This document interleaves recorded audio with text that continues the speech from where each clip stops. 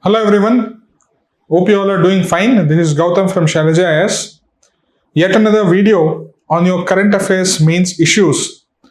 In this, we'll be looking into the recent announcement that was made by our Honorable Home Minister Amit Shah on the floor of Parliament on 30th March 2026, where he effectively said that India is now Naxal-free. In a sense, it is not 100% eliminated, but it is now restricted to only two districts in Chhattisgarh, that is your Sukma and Bijapur districts. When the Modi government came to power in 2014, there were around 126 districts which was affected by your Naxalism, or in other words, left-wing extremism. And now it has been brought down to just two districts, and he made an announcement that it is effectively, you can say, eliminated. India is now effectively a Naxal-free country. And in fact, the target itself was set by Home Minister Amit Shah nearly 2 years before, whereby he said that, openly made a statement that by March 30th, 2026, India is going to be Naxal-free, and he achieved this target, and the country as a whole achieved this target, and we should be all proud about this. Right? So in this video, we'll try and look about the evolution of Naxalism in India in a very brief manner. I'm not going to go into the details part of it because you'll be learning it in detail in your internal security classes. Over here, we'll just trace the history of Naxalism, right? And we'll understand what are the key strategies that were used in the recent 2 years in order to completely wipe off Naxalism in India. It is now boiled down to just two districts. Eventually, that will also be now taken care of. And in order to sustain the success that we have got, what measures needs to be taken in the coming years? We'll try and look into that. And it is basically based out of an editorial that had appeared on 2nd of April 2026 in the Hindu newspaper. Right. So coming to the origin of your Naxalism, it all began in a small village called as Naxalbari in West Bengal.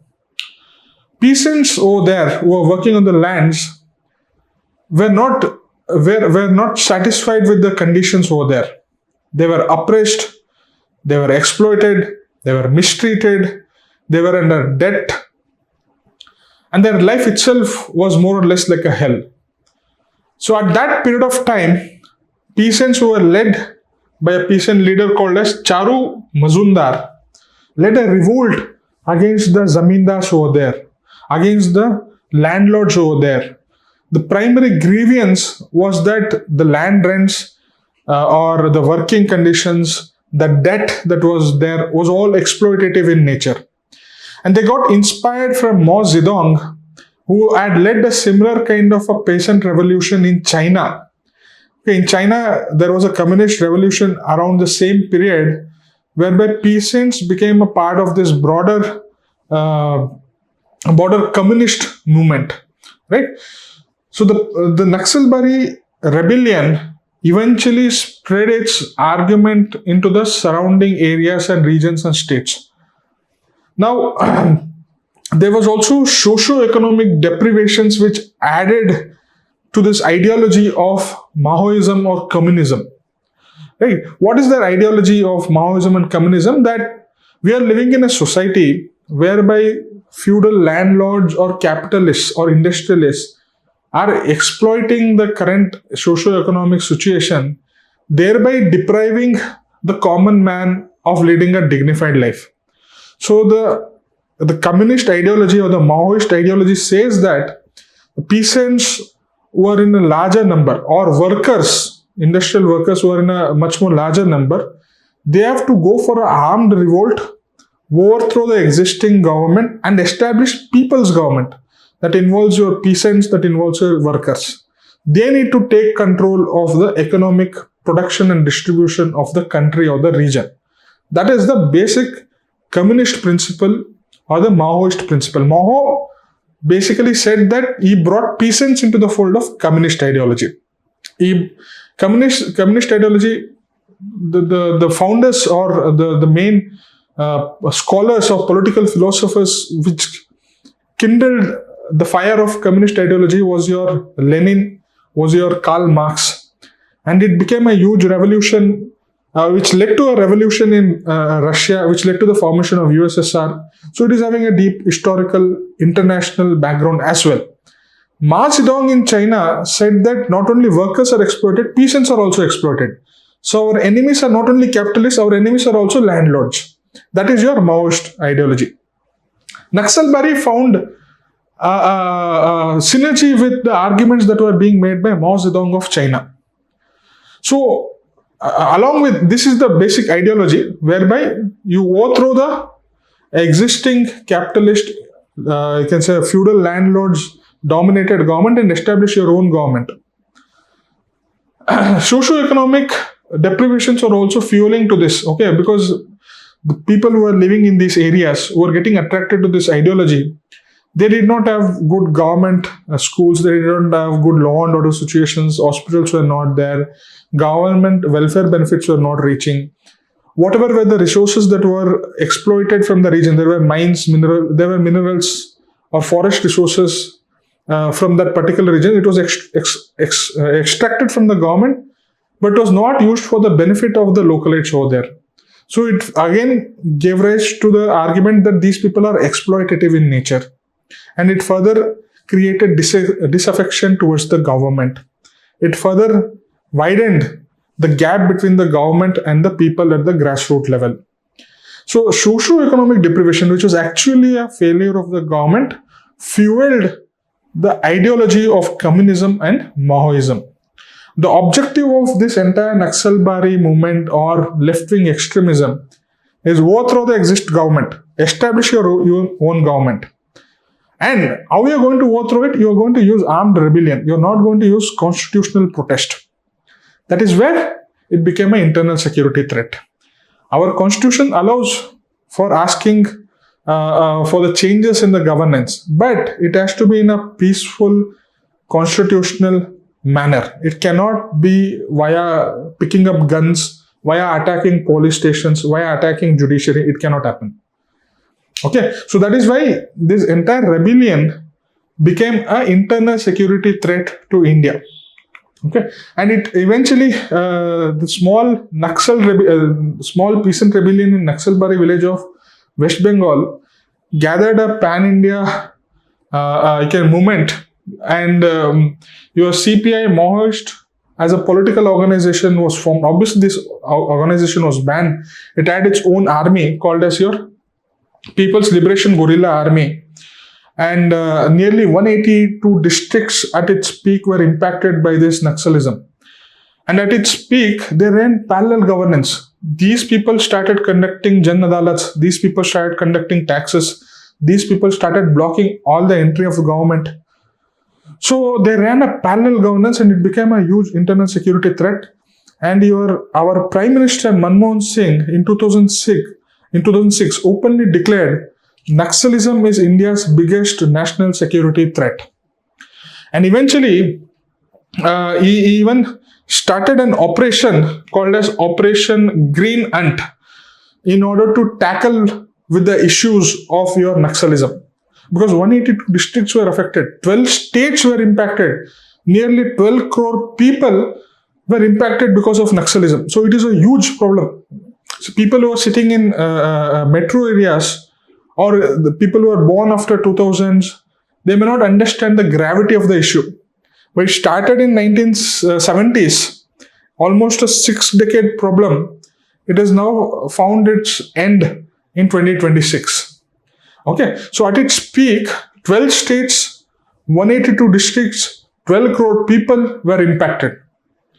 And your Operation Green Ant, which was started by Manmohan Singh government in UPA era, could not see the intended success. Primarily because the allies, especially your Communist Party of your West Bengal, was an ally of your UPA government. So there was a political pressure not to go too harsh on the Naxal problem itself. Right? Somehow, by 2014, the left-wing affected districts had come down to 124 districts. So they were able to achieve, they were able to bring it down to around from 184 to 124 districts were affected. Our Modi government, when they came to power, okay, they took a more proactive approach in order to deal with this. They were very aggressive with regard to dealing with this internal security problem. They were of the argument, how can there be two governments, one run by these communist people or Naxal people, and another run by our own government? There cannot be like that. Whatever is your grievances, you take a more constitutional, democratic, peaceful protest manner. We'll solve that in a democratic manner. That was the basic underlying argument. Their three core pillars of their strategy was relentless security operations. At one side, we are going to push our armed forces, going to track where these Naxal groups are hiding in the forest, going to eliminate them or arrest them. Second thing, we'll also target rehabilitation. Whoever are willing to come out of that, we'll try and you can say rehabilitate them into the mainstream aspect itself. Third thing is infrastructure push. It's not just eliminating them. We are going to push the infrastructure. We are going to establish connectivity. We are going to establish markets. We are going to establish schools, hospitals. We are going to establish government machineries over there. That was a more proactive approach by the Modi Shah government after 2014. Okay. Now, if you look at the strategies that were employed in the last 2 years, so if you ask, sir, how could we arrive at this successful juncture? What strategies or tactics were employed in the last 2 years, whereby they were able to achieve the target on the deadline that was declared almost 2 years back? See, some of the strategies, operational strategies that they employed was the following. First thing is that nearly 1 lakh people from multiple sources like CRPF, Cobra, State Task Force, State Polices, District Reserve Guard, multiple sources were brought in to this final push operation. Operation was called as Operation Kagar. All of them, it was like in a mission mode that we have to achieve this target. So nearly 1 lakh people were drawn in for this particular process. More importantly, whatever was one of the loopholes that was exploited by these Naxal groups was addressed in this Operation Kagar. Now, what was the loophole? Loophole was that they were all hiding in the junction of the states. Chhattisgarh, Odisha, your Telangana. It's a junction. And in the previous decades, what used to happen is that, see, one state police cannot enter another state police territory because you're not legally allowed to do so. So they used to exploit this, and therefore they used to avoid one state police and another state police. And then they used to avoid this arrest and continue their activities. Now, what happened in this particular Operation Kagar was there was a good interstate coordination. In a sense, all the police forces from all these states shared intelligence, shared activities so that they are attacked from all the sides. So that was one of the important strategies that led to the success of your Operation Kagar. Obviously, along with increased personnel, increased coordination, they also leveraged technologies. They used satellite images. They used drones to identify the movement of these Naxal groups, to identify the hideouts of these Naxal groups. And finally, they were able to lock down, either eliminate them or pressurize them to surrender, or they were arrested. Okay, so this was one of the important strategies.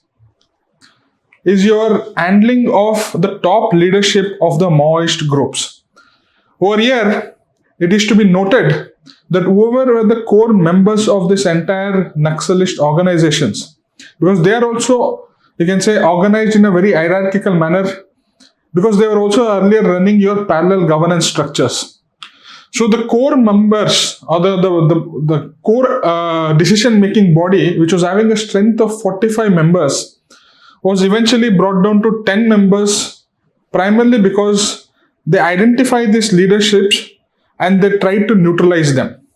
If you look at the statistics that was given by your Amit Shah on the floor of the parliament, he has clearly stated that 706 Naxalites were neutralized in the years between 2024 and 2026. Nearly 2,218 Naxalites were arrested. and nearly 4,800 Naxalites surrendered to the government. Right? So that is the level at which they tried to eliminate the personnel who are involved in your Naxal operations. Right?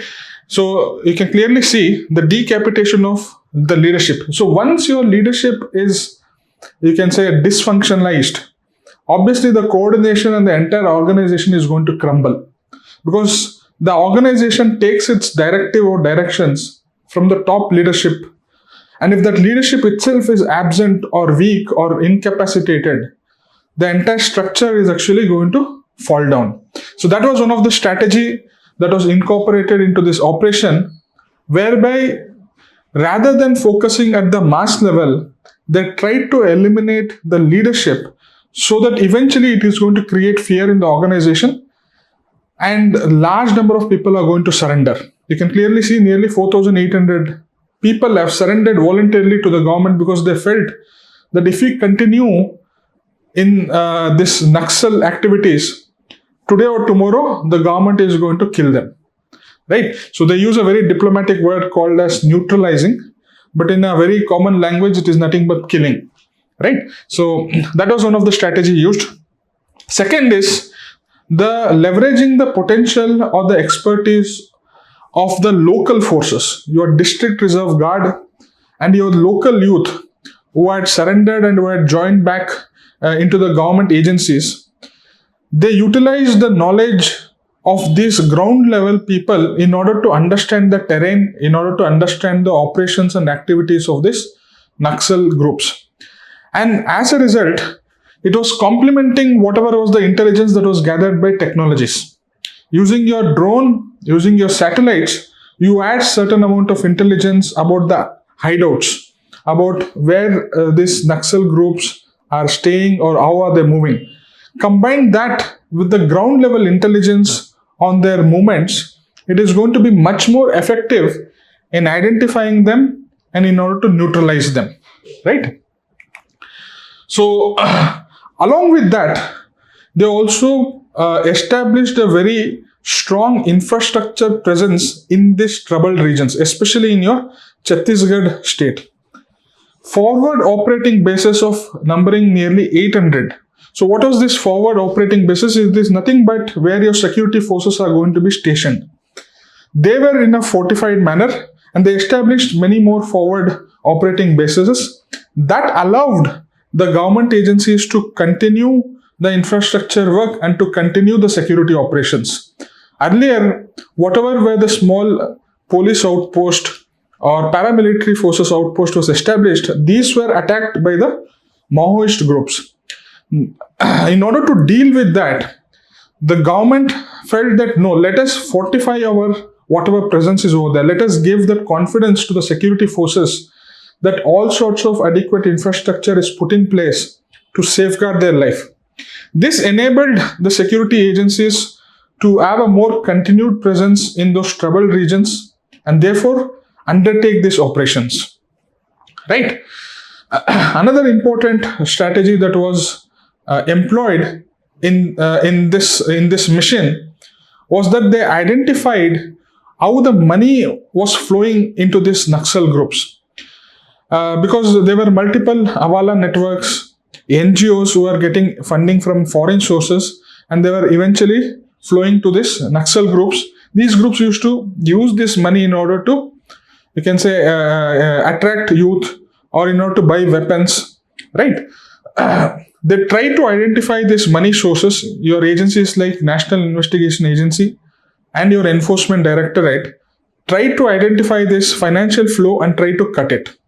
So as a result, if any organization is financially made weak, it becomes operationally weak and eventually it is going to crumble down.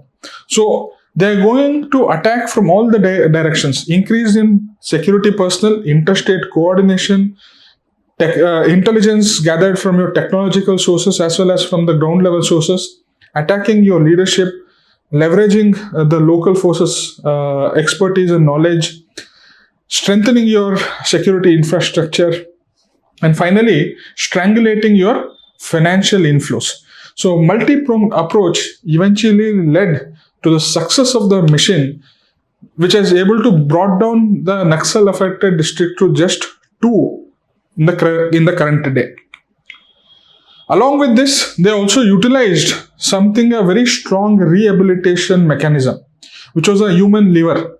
So what they promised to all the Naxalites who were surrendering their weapons and trying to join the mainstream society, they promised that 50,000 rupees as a monthly stipend for the next 3 years. Suppose person X was earlier involved in Naxal activities. He says that, okay, I'm going to drop my weapons and I'm going to join the mainstream society.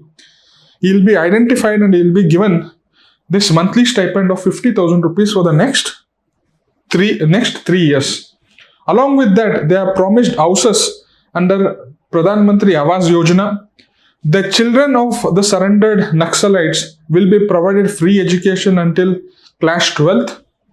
And any Gram Sabha which declares itself as a Naxal-Free Gram Sabha will be provided an incentive of 1 crore rupees to undertake developmental activities.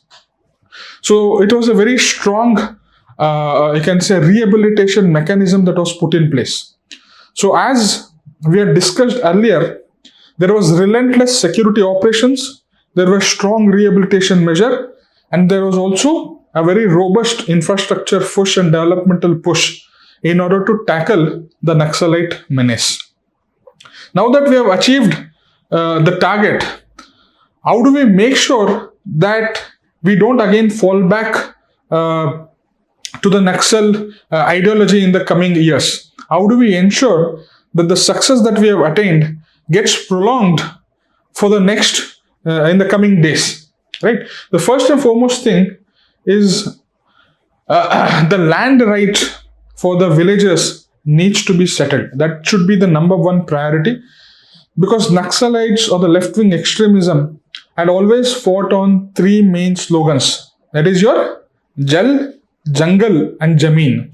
Okay, your water, your forest resources, the ownership or access to forest resources, and Jameen is the land ownership rights.